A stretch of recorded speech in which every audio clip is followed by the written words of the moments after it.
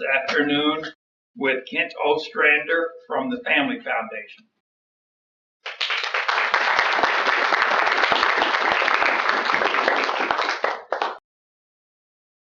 I'll come around here, put my papers down. First of all, I just want to say I want to thank Frank Simon for his decades of work. When I grow up, I want to be like Frank. But seriously, his perseverance, his endurance, his steadfastness is amazing. And he has connections across the state that God has helped him open up. And he represents a huge force for good and for the Lord. Okay, I can speak more loudly if that's helpful. I'll project. Oh, there's more batteries right there. Should we? Does this? I'm not exactly the IT guy. If you notice the color of my hair, Okay. Well, anyway, I hope that you heard. I have great respect for what Frank Simon has done over the years, and you should as well, as far as I'm concerned. It's a significant work, and more need to be gathered into it because we're simply standing for what's right and good in the eyes of the Lord. And I also appreciate Frank for putting me first today. I was probably scheduled later in the program, but on my way over here, my wife called me and informed me that one of our friends just found out that she lost her son last night. The woman who had lost another son 10 years ago to a drug overdose. I don't know the circumstances here, but she's never recovered from that 10 years ago. And now she finds out that she's lost another son. My wife needs to get over to see her, and she's watching our grandkids, and so I'll come home, tag team, and take care of the grandkids while she runs over, okay? I've got good news and bad news, and before I get into good news and bad news, how long am I supposed to speak? 15 minutes. Okay, I'll move right along. I'll do the bad news first. But before I get into it, I want to do what I almost always do when I speak at all kinds of churches on Sunday morning: Nazarene Baptist, Independent Baptist, Separate Baptist, Enterprise Baptist, Baptist, Assemblies of God, all kinds of churches. And I always ask this question: how many of you believe that America's on the right course, getting more and more righteous? Over the last 30 years, it's a better and better place to raise a family, representing what God wants and always had in mind for our nation. It's just a more godly nation. Over the past 30, 40 years, how many of you believe we're on the right track? Raise your hand. How many of you believe it's almost exactly the opposite? And that is very significant because you all probably go to different churches. Your pastor probably does not rail against the United States or rail against the president, past presidents or current president. But the fact of the matter is you all see the same thing because of one reason. And that's because you're sons and daughters of the Most High. And because you're sons and daughters, His Spirit lives within you. You're reading His Word. You're being transformed day by day from one glory to another. You're being discipled. And you see across denominational lines what's going on. You see, but we all have neighbors, colleagues, and fellow workers who don't see. They would have raised their hands differently. Just as you know, as a Christian, you need to share the gospel of salvation. But also as a Christian, you need to share what you see so that the nation can turn, so that the culture can turn. And that's exactly what Frank does daily with his organization. So I applaud it very, very much. Grateful that he and I were able to work together on Senate Bill 17. Major victory this year, and we're talking about working together on some other things. So I appreciate all that you do for him, pray for him, and you contribute to him. The bad news. I'm going to say this in principle. I'm not prophesying this to you, but this is bad news. God's going to have to judge America. And the caveat there is unless we turn. And I'll explain that in a minute. How many of you recognize there was a time where America was truly judged by God? What time would you suggest that was? Civil War. Civil War, that's exactly right. Because our president at the time, in his second inaugural, explained every drop of blood that had been shed with the lash was going to be drawn by the sword. And every dollar that had been earned by the sweat of another man's brow was going to be sunk in the sea. This was actually prophesied, if you will, in 1781, when Thomas Jefferson said, "Indeed, I tremble for my country when I know that God is just, and His justice will not sleep forever." He saw it coming. It was 80 years before the war broke out. Interestingly enough, our nation, it's a good nation. God has shed its grace on this nation, but it's not perfect. Because we said that all men are created equal and endowed by their Creator with certain unalienable rights, among those life, liberty, and the pursuit of happiness. We just said that 5 years before Thomas Jefferson made his quote. And we all ratified that all men are created equal. We all have liberty. Unfortunately, America did not live up to what we believe. Now, that's very common. I do not live up to all that I believe. I try to. I work hard on it. Most people do not live up to all that they believe. I'm not giving America a pass, and God didn't give America a pass. But it's fairly common for people, human beings, who are not perfect, other than Jesus, to not live up to their goals. And as you and I both know, founders of this nation, some of them tried to eliminate slavery at the time. Others, predominantly in the South, felt like they couldn't. And they went ahead and united the nation and compromised, kicked the can down the road until Civil War broke out. In that Civil War, 620,000 Americans, predominantly men, died in that war. That was 2% of the population. If that were to happen today, that would be just over 6 million. Imagine if 6 million Americans were lost in a 4-year period. Now, we were all outraged when 2,400 went down with the Twin Towers. Some suggest that was the judgment of God there. Perhaps it's just an awakening that God was knocking on our door. Whatever, but clearly the magnitude of the Civil War indicates that something was going on there. Men just lined up in lines and hammered away at one another with rifles. And it was a tremendous loss for this nation. Thankfully, we've set aside slavery, but clearly there's still more work to do, even this past week. And I would encourage all of us to be peacemakers. Blessed are the peacemakers.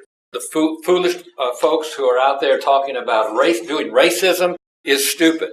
I would say almost as equally stupid are those that are out there punching them in the nose. And you need to do what you need to do on this, but generally speaking, I would say be a peacemaker and stand for what's right.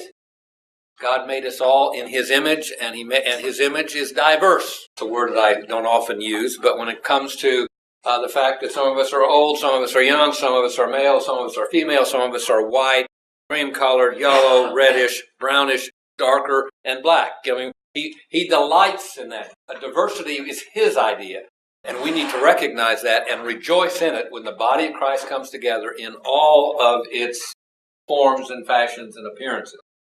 I'm not talking about the diversity of our behavior. God's got some codes on behavior. You follow what I'm saying? But what we don't want in America is more judgment from God. When you consider it, that the Union soldiers who were on the side of right lost 100,000 more men than the Confederates did. The North spent far more money to win that war. And so, quote, the good guys got judged with the bad guys.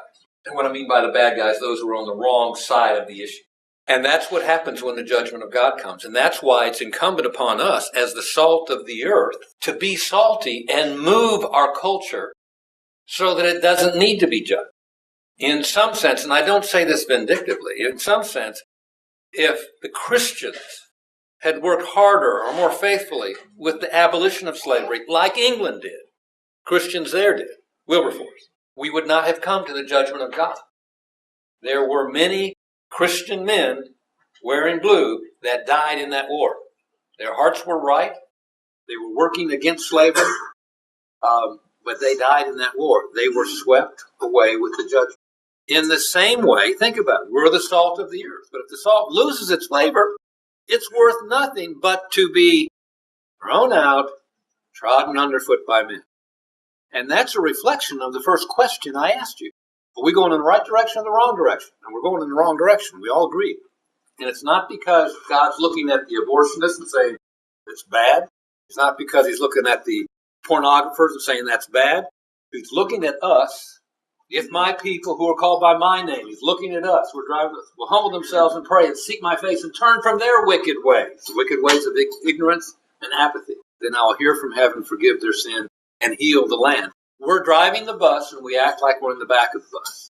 And particularly that's true in Kentucky because we have a rich Christian heritage here. All right, judgment of God. We looked at the Civil War. Why do I suggest to you that in principle, I'm not here prophesying to you, in principle, the judgment of God is coming because God said, be fruitful and multiply, and our nation, which I love, our Supreme Court said, yeah, but we can kill them in the womb if we want. We got the technology. Part of our Constitution. That was in 1973. 2015, another event happened. God clearly has male and female to be married and have a family. It's a bicameral government for the family. Dad's perspective, mom's perspective, and you work it out as to where you're going to live, what job, what vacation, where the kids are going to go to school. You govern that family. God had a plan for that. Adam and Eve. He so embraces the concept of marriage is that when Jesus is coming back, he's coming back for his bride. And there will be a marriage festival of the Lamb, and we're going to have a great time. He loves marriage. But in 2015, our Supreme Court said, yeah, but we know better. 2 guys, 2 gals, it's all the same. The third issue that's still brewing that the Supreme Court hasn't addressed yet, but it is brewing in this state, and in this nation, and it's coming on like a freight train, and that is God said, I made them male and female.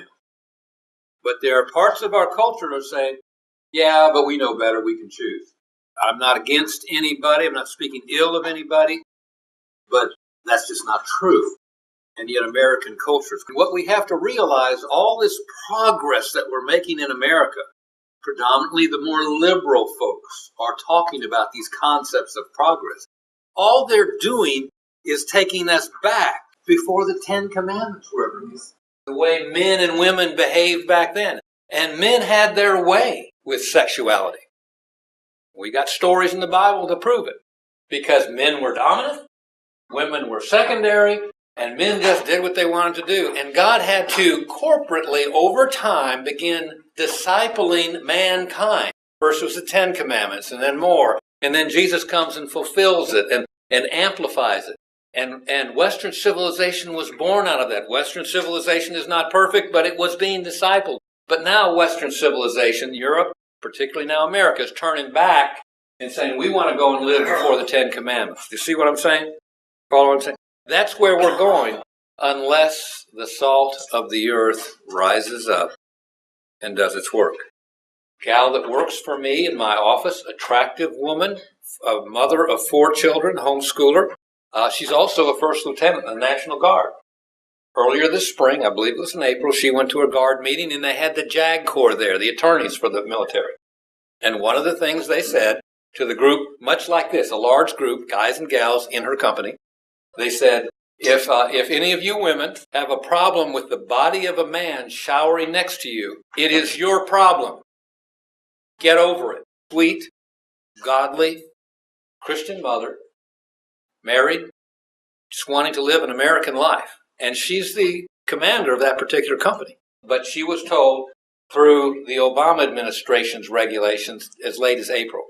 Yes, President Trump has addressed that verbally, but he hasn't acted on that yet.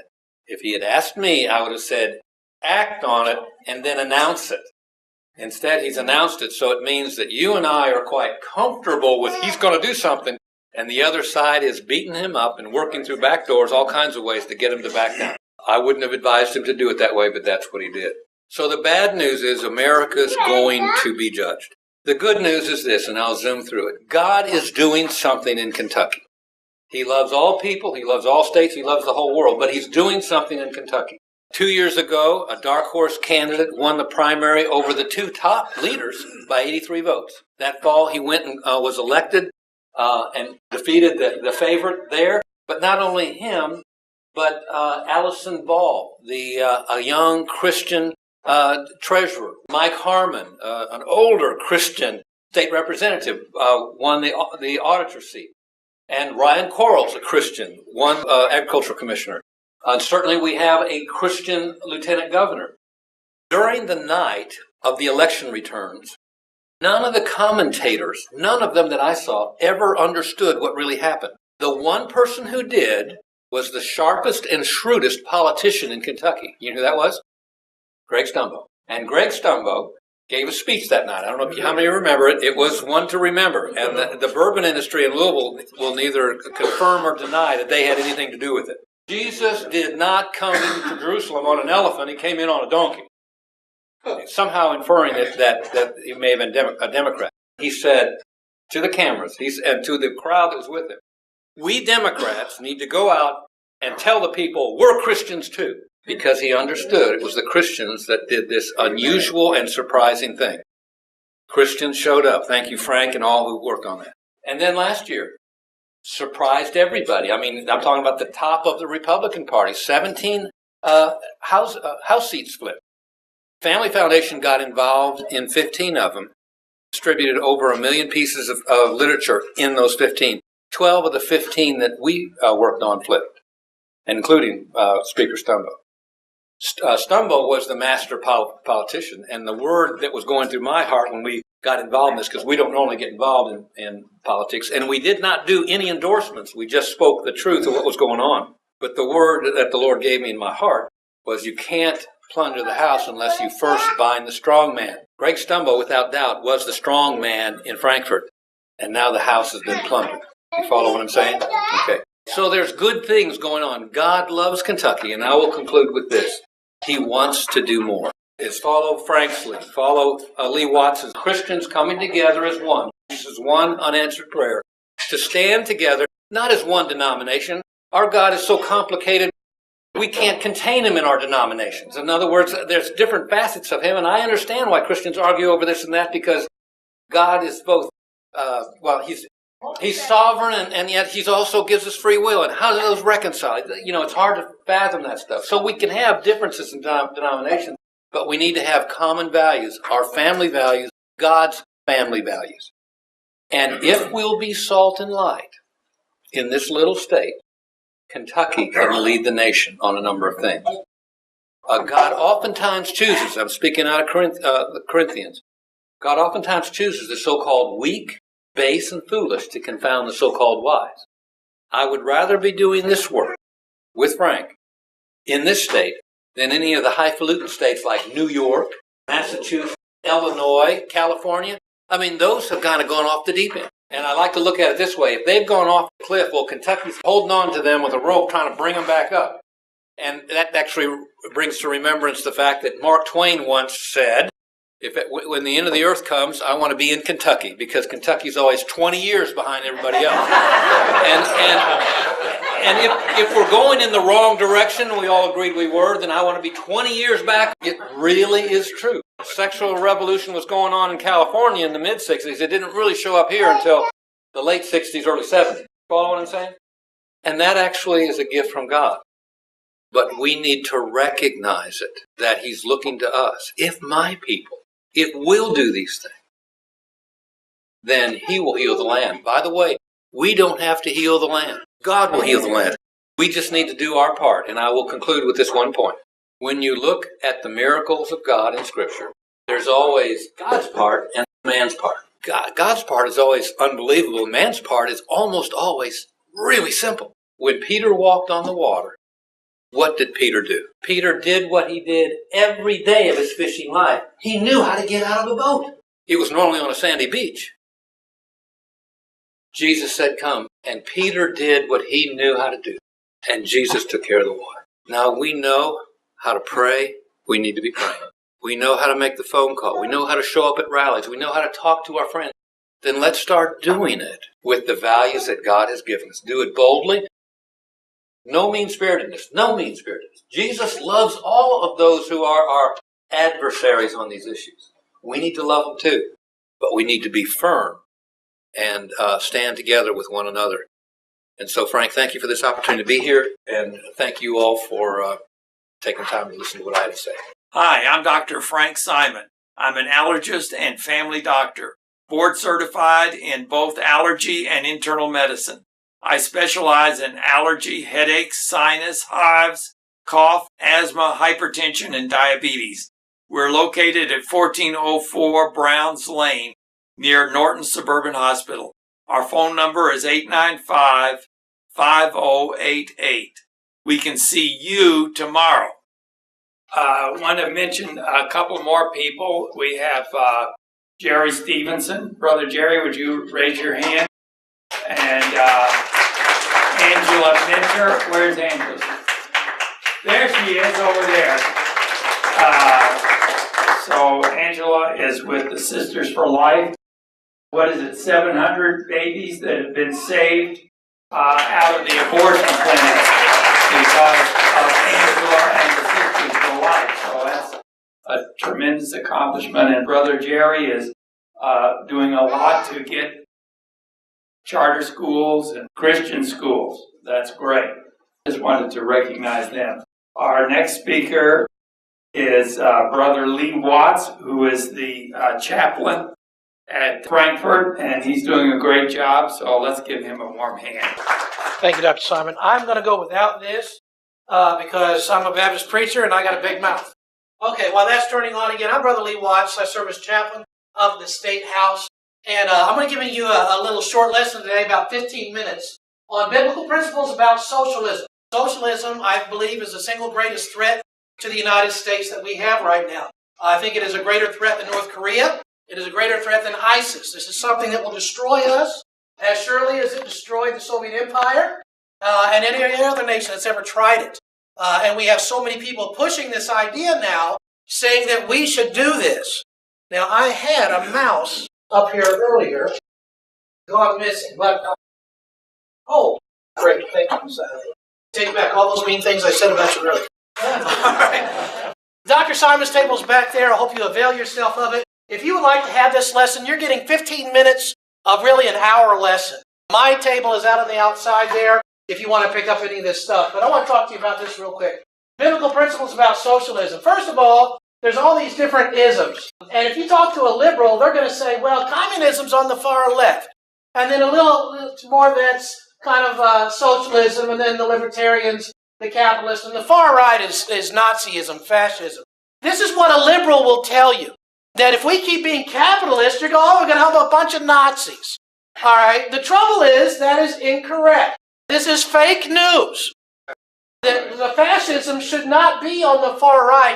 It should be over here on the left. Remember when the fascists, the Nazis, you know what that is when the government and the industry join together.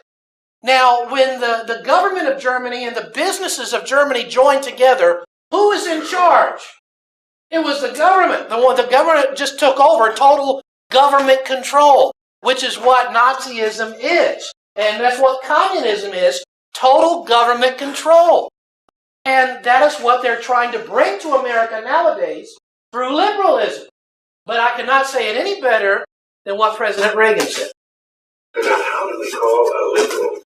You know, someone very profoundly once said, many years ago, that if fascism ever comes to America, it'll come in the name of liberalism.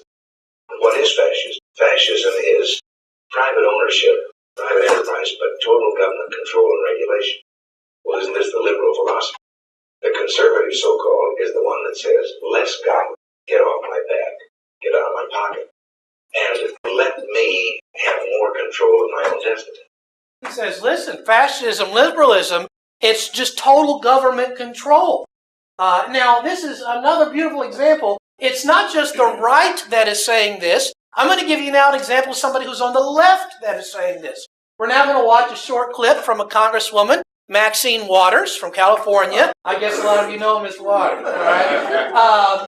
This is at a time when there were certain CEOs from oil industry, and they were testifying before Congress, and they're basically saying, hey, if we're not allowed to drill for new sources, then supply is going to be down, so prices will be up. Notice her answer to all of this.